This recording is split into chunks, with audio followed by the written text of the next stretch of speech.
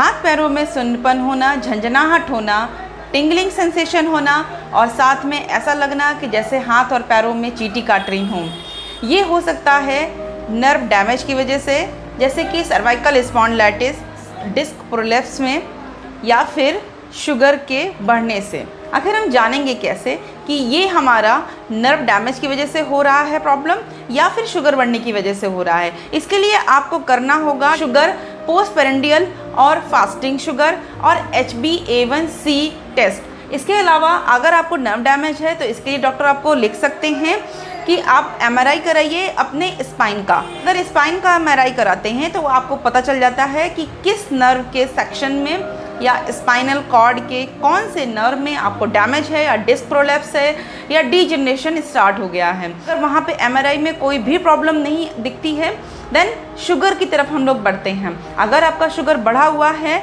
HbA1c आपका बढ़ा हुआ है, तब भी आपको टिंगलिंग सेंसेशन, झंझनाहट, सुन्नपन आपको हो सकता है।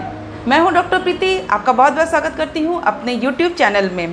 दोस्तों ये वीडियो बहुत ही बेनिफिशियल और इन्फॉर्मेटिव है, इस वीडियो में लास्ट तक जरूर बने रहें।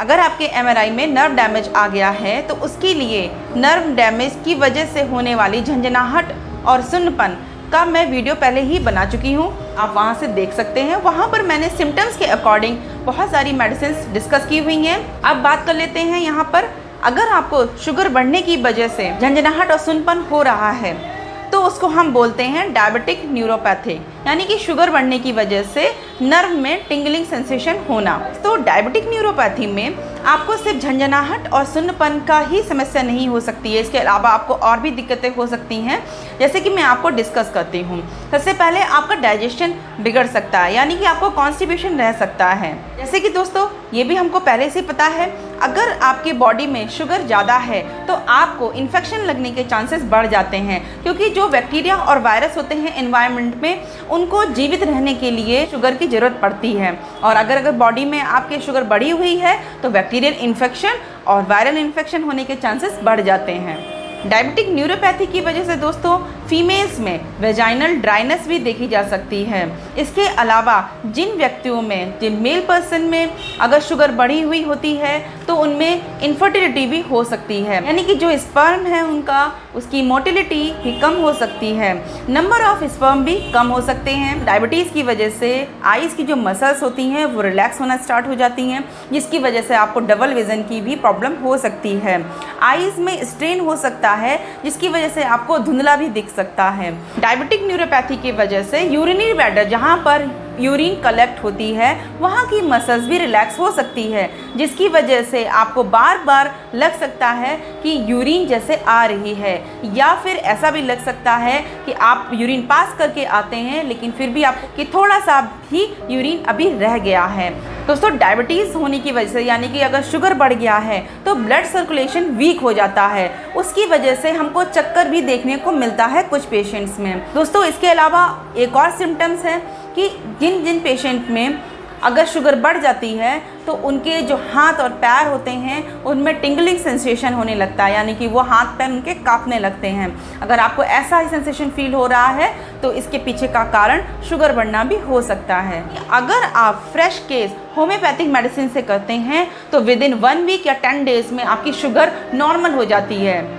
और यही जो सेकेंडरी केसेस होते हैं, सेकेंडरी केसेस का मतलब कि जैसे कि कहीं भी आपने एलोपैथिक ट्रीटमेंट उसका स्टार्ट कर रखा है शुगर बढ़ने का, और इसके साथ आपको लगता है कि हम होम्योपैथिक मेडिसिन भी चला लें और हमारी शुगर कम हो जाए, तो दोस्तों कम ज़रूर होती है शुगर, लेकिन उसमें काफ़ी टाइम लग जाता है।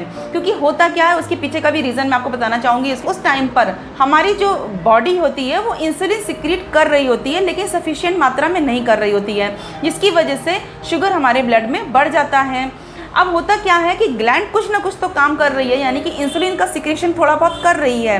अब जैसे ही आप होम्योपैथिक ट्रीटमेंट लेते हैं, क्योंकि होम्योपैथिक ट्रीटमेंट में आपको कोई भी आर्टिफिशियल हार्मोन नहीं दिया जाता है, यहाँ पर जो भी मेडिसिन दी जाती हैं ग्लैंड स्टिमुलेट होती है और इंसुलिन आपके प्रॉपर मात्रा में बढ़ना स्टार्ट हो जाती है।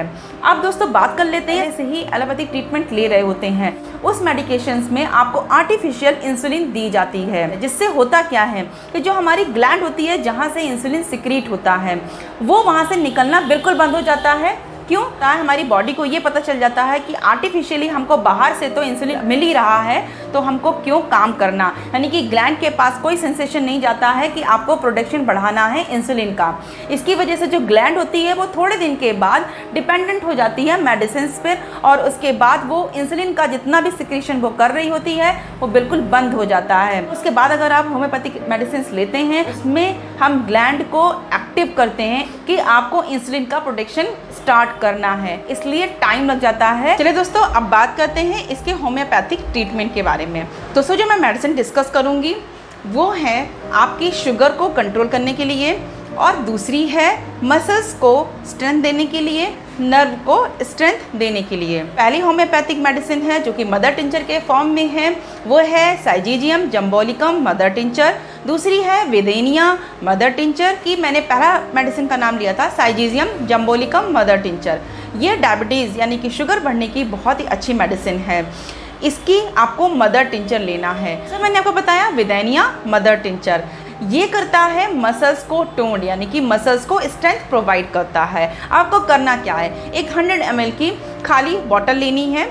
इसके अलावा ये 30 ml की कोई भी किसी भी कंपनी की आप मेडिसिन ले सकती हैं, लेकिन सील पैक होनी चाहिए। उसमें डाल दीजिए और मिक्स कर लीजिए। ये हमारा सोल्यूशन तैयार हो गया। आपको ये मेडिसिन लेनी कैसी है, 15 से लेकर के 20 बूंद आपको 1/4 कप पानी में दिन में 3 बार लेनी है, यानी कि सुबह, दोपहर और शाम लगातार आपको लेनी है। इस सोल्यूशन को कोई भी ले सकता है। अगर 10 साल से छोटे बच्चे हैं, उनको किसी को डायबिटीज़ की प्रॉब्लम है, वैसे ये रेयर होता है लेकिन फिर भी कुछ बच्चे हैं जिनमें डायबिटीज़ पाई जा रही है, तो आप दीजिएगा 10-10 ड्रॉप्स दिन में 3 बार 1/4 कप पानी में। इसके अलावा प्रेग्नेंट लेडी, एज्ड पर्सन यानी कि ओल्ड पीपल और कोई भी व्यक्ति इस मेडिसिन को ले सकते हैं, इसका कोई भी साइड इफेक्ट नहीं है। अब बात कर लेते हैं एक ऐसी मेडिसिन के बारे में कि अगर आपको ये मेडिसिन नहीं मिल रही हैं या फिर आपको बनाने में थोड़ी सी प्रॉब्लम हो रही है इस मेडिसिन को, तो आपके लिए एक बेटर ऑप्शन है कि आप कोई पेटेंट मेडिसिन भी ले सकते हैं। ये है HSL कंपनी का GS फॉस नर्व टॉनिक, जो कि शुगर फ्री टॉनिक है। इसके अंदर कुछ इंग्रेडिएंट ऐसे होते हैं जो कि शुगर को कंट्रोल करता है, नर्व को स्ट्रेंथ प्रोवाइड करता है, मसल्स को भी टोन करता है। इस सिरप की आपको लेना है 5-5 ml दिन में 3 बार। आप खाली पेट लेंगे तो ज़्यादा बेटर रिजल्ट मिलेंगे। ये आपको ऑनलाइन भी मिल सकता है। प्राइस चेक करते हैं तो इसका प्राइस 180 से लेकर के 200 तक हो सकता है। ऑनलाइन डिस्काउंट भी चलते हैं, आपको कुछ सस्ता भी मिल सकता है। अब हम बात कर लेते हैं कि इसके अंदर कौन कौन से इंग्रेडिएंट होते हैं जो कि डायबिटिक न्यूरोपैथी को आपको ठीक करता है। इसके अंदर होता है फॉस्फोरिक एसिड, जो कि शुगर की बहुत ही अच्छी मेडिसिन है। जैसे उसकी वजह से आपको झंझनाहट होती है, उसमें ये काफ़ी रिलीफ देगी आपको। दूसरी मेडिसिन है इसमें कैल्केरिया फॉस, यानी कि अगर आपके बॉडी में कैल्शियम की कमी है, उसकी वजह से भी आपको टिंगलिंग या फिर झंझनाहट होती है, तब भी ये उसकी कमी को पूरा करता है। इसके बाद बात कर लेते हैं, इसमें काली फॉस भी पाया जाता है जो कि नर्व की बहुत ही अच्छी मेडिसिन है। इसके अंदर नेट्रम फॉस, फेरम फॉस और मैकफॉस, हर तरीके का फॉस्फोरस और हर तरीके के एलिमेंट्स इसमें मौजूद हैं जो कि नर्व को स्ट्रेंथ प्रोवाइड करते हैं। इसके अंदर दोस्तों राइबोफ्लेविन नामक विटामिन बी भी पाया जाता है। हमको पता है कि विटामिन जो होते हैं वो हमारे नर्व्स और मसल्स को स्ट्रेंथ प्रोवाइड करते हैं। इसको आप लंबे टाइम तक यूज़ करेंगे तो उसके बेटर रिजल्ट आपको ज़रूर मिलेंगे। आशा करती हूँ दोस्तों कि वीडियो आपको पसंद आया होगा। अगर पसंद आया है तो उसको लाइक ज़रूर करें, ज़्यादा से ज़्यादा लोगों में शेयर करें, और मेरे चैनल पर अगर आप पहली बार आए हैं तो मेरे चैनल को सब्सक्राइब करना बिल्कुल ना भूलें, और बेल आइकन को भी प्रेस कर दें जिससे कि मेरे आगे आने वाले इन्फॉर्मेटिव वीडियोज़ के बारे में आपको पता चलता रहे। मिलते हैं नेक्स्ट वीडियो में।